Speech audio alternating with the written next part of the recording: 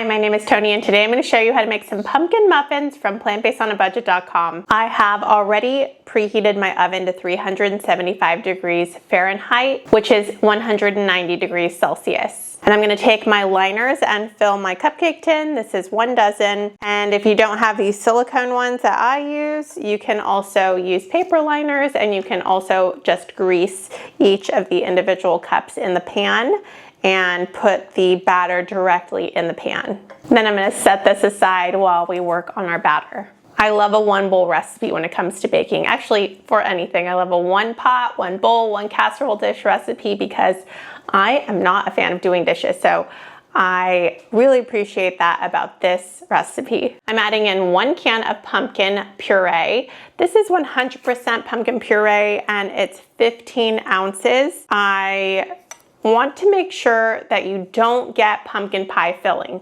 Sometimes it looks very similar, sometimes they're right next to each other. We're looking for the one that says pumpkin puree, and to double check that, you want to make sure it doesn't have any of the spices and sugar added. And surprisingly, this is actually 100% pumpkin puree, which, I mean, it says it on the can, but a lot of other pumpkins have different squashes.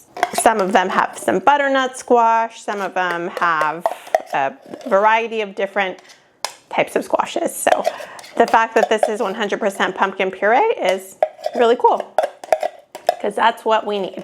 If you do have a can that's not 100% pumpkin, also fine. As long as it has some pumpkin and it's orange, it'll do the trick.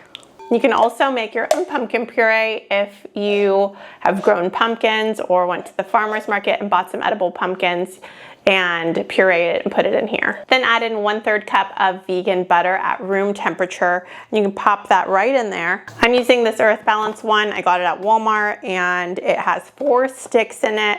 I like them because they're great for baking. Instead of having the tub, you can take one of the sticks and they're pre-measured. So if it calls for 2 tablespoons of vegan butter or butter, then you can just slice the part off that you need that's pre-measured and then throw that in there. So that's really handy. I like that it's been so reliable over the years and I have been using it for over a decade, 15 years, a long time. To the same bowl, I'm gonna add in 1/3 cup of granulated sugar. I also forgot to say, if you don't have vegan butter or it's hard to find where you live, you can also use a non-dairy margarine.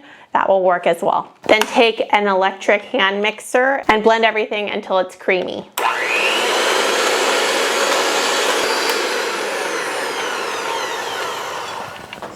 right, that looks great. Ooh. Into that same bowl, we are going to add in some baking soda. This is 1 teaspoon. And if you're not writing it down, that's totally fine. I have the printable recipe down below, as well as some of my tips for making this recipe. You can find that in the caption. I'm also adding in 1 teaspoon of baking powder to that same bowl.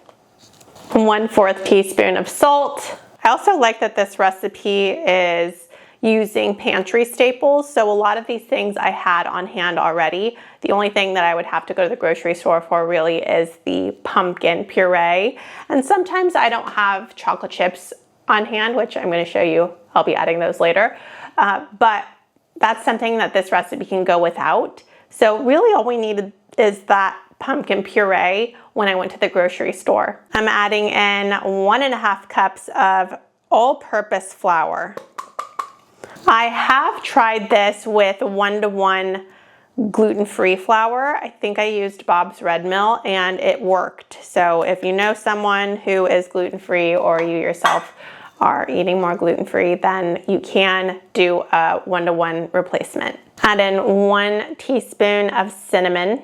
If you don't have cinnamon and you have some pumpkin pie spice, that also will work. Just kidding, 2 teaspoons, not 1 teaspoon. And you may have seen that I wasn't really precise with my cinnamon.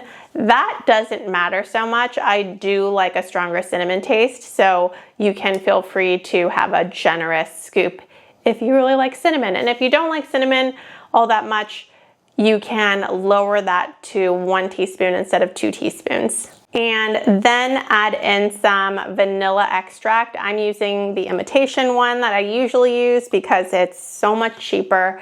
But if you don't like imitation vanilla or you already have pure vanilla, please use what you like. This is going to be 2 teaspoons of this vanilla.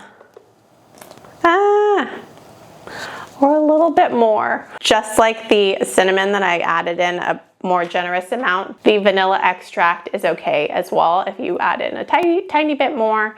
I wasn't being super careful with my measuring, and so as you saw, a little bit more went in there. And I love vanilla, so it's okay. I'm gonna now mix everything together gently.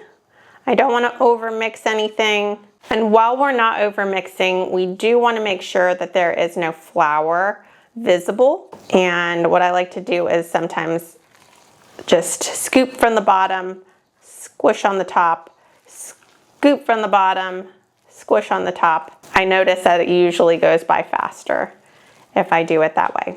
So now we're here, and this is the fun part because you can decide which add-ins you want. I'm only gonna do some chocolate chips, but if you want, you can do 2 tablespoons of crushed walnuts. You can add in 2 to 3 tablespoons of raisins or dried cranberries or any seeds that you like. If you want to add in some pumpkin seeds, that is a great option too. But as I mentioned, I'm keeping it simple, and I'm adding in 1 cup of these semi-sweet chocolate chips. I'm using this brand called Guitard.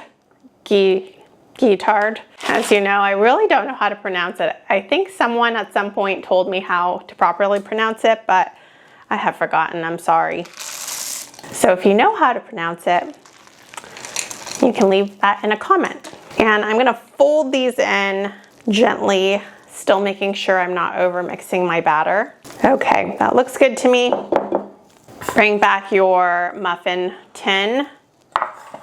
And I'm taking a 3 tablespoon cookie scoop and filling each of them with a generous scoop. And if we have a little more, we can fill them all the way to the top. But I like to make sure that my batter is good to go first and is gonna have enough, which I've made this a million times. I know it does, but still, I like to be extra sure. It's especially tricky with banana recipes because sometimes a recipe will say 2 bananas. And when you're mashing your bananas, it could be 2 small bananas or 2 extra large bananas. And then it changes the size of your batter. And I think that's where I'm so scarred from. Okay, looks like we're gonna have just a little tiny bit more. So I'll look for some that didn't get as generous of a scoop and add in those. Now I'm gonna shake it a little bit. I might smooth out my muffins since they're a little bit on the thick side. Shaking them will not work. And I wanna make sure that they are as even in the pan as possible. If they're a little bit uneven, that's fine. You just don't want one side to be really lopsided. I'm gonna take them to my preheated oven and bake them for 25 minutes, and then I'll be back to show you the end result. My muffins are all done. They look so good, smell so good, and I have let them cool completely. Here is one of them. And I want to eat it. That is really tasty. I know I have a biased opinion, but I know that they're so good. I've served them to many people. They've been on my website, Plant-Based on a Budget, for a long time now, and I hope you love them too. If you do give them a try, please let me know in the comments. And if you do any variations, please let me know. I always love hearing how you make my recipes your own. Thank you so much for watching, and I hope you have a great rest of your day. Bye.